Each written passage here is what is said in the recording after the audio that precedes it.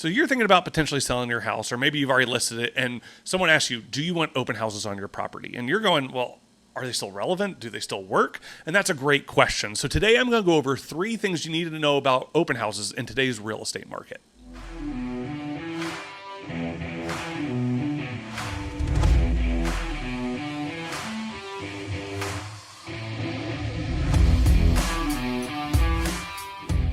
What's up, everybody? Welcome back to Real Talk Real Estate. I'm your host, Mark Cannon, local realtor here in the Phoenix area with my home group real estate and owner of the Benchmark Real Estate team. So as always, guys, this is a podcast format. I'm here to be real with you, here to be transparent with you, trying to give you information so that way you can make the best decision for you.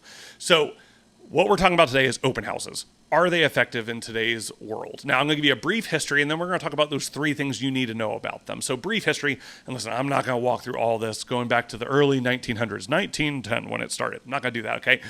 But it did start way back in the day, and there were people that started it. Really what we need to know about these is in the mid-1900s, they started doing this because you have to remember, we didn't have internet back then. So how did people know about houses? So in real estate offices, when you had these big real estate companies, they would have a book that would come out every month with all the updated listings. That's how it was done, which seems crazy to all of us, right? Because we have the internet now. And so up until the 90s, early 2000s, I would probably say 90s, would be the latest when open houses were effective because that's how you got people through your house, the most people to see your house, because people were just driving around trying to look at them. Once the internet really came out, it changed the game.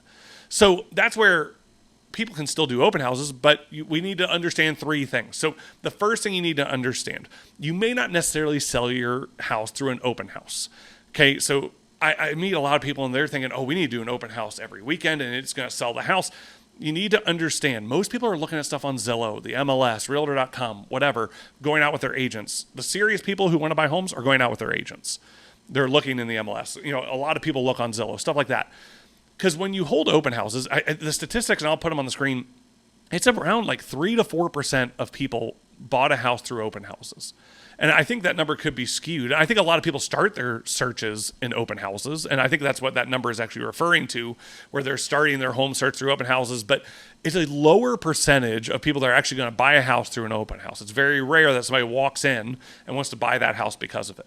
So that's the first thing you got to understand. It's not just I'm going to hold all these open houses and it's going to sell the house. It doesn't necessarily work that way. I'm not saying you shouldn't do them, but I am saying you need to have expectations that are realistic, where it's, I'm going to hold an open house and it's just going to sell right away. That's not the way it works. I see people all the time like, I want an open house every day. I've seen that before, and it's no, that's not how this works, because, and I'll talk about that in a minute, because that's where we're going to talk about strategy. The second thing you got to understand is agents can use it to gain new clients. So, dirty little secret about open houses, and listen, I'm a realtor, is when we hold open houses, if we see someone that walks in that's unrepresented, we would love to gain them as a client. If we can create rapport, if we can create a relationship with them, maybe they'll become one of our clients. And you'll see a lot of agents do that. A lot of newer agents do that. And I'm not saying that's a bad thing. Okay, I'm not saying they're not trying to sell that house. I'm not saying they're trying to do their own thing.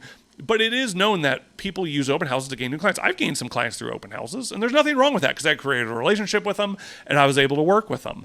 But some people that come in, they just want to look. And this is the other thing. Whenever you hold open houses, the people that always come over are your neighbors. Always. It's always the people on your street want to come see that house. They haven't seen it. They're nosy.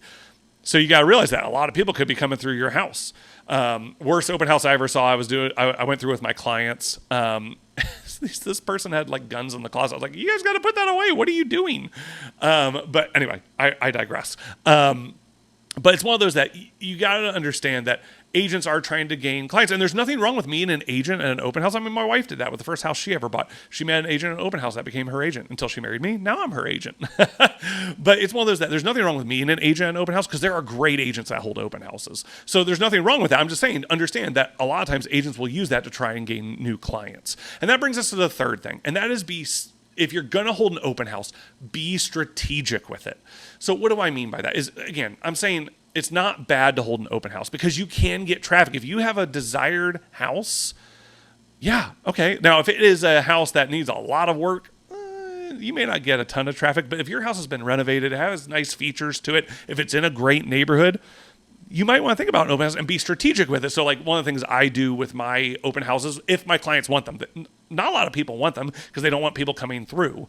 But if you want to hold an open house, do it when you do major price changes. Do it at the first weekend you come on the market. Do it strategically where you're not doing all the time, getting people out of the home, stuff like that. And plus, if you do it all the time, you're just not going to get the traffic. I have held open houses every week for people, and this is early in my career I did that. And I'm never going to do that again because you don't get traffic that way, especially here in Arizona. If it's hot outside, people don't want to go out.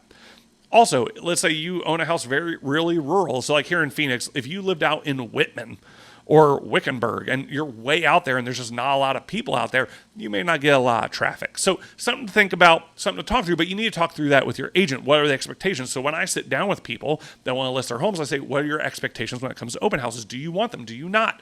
And we talk about this stuff because I want to make sure they have realistic expectations. So if you're thinking about selling or even buying, I'd love to talk with you. My information's right here. Reach out to me. I work through relationships. It's real estate through relationships for me. I work by referral. I want to meet people and take care of them. It's real estate. Not real estate. What am I talking about? It's relationships over transaction all the time. I want to make sure I take care of people. And that's the way I work. So if you're interested in talking with me, I'd love to sit down with you, take you to coffee, see what your goals are, see what's best for you. So guys, you've been listening to Real Talk Real Estate. I'll catch you next time.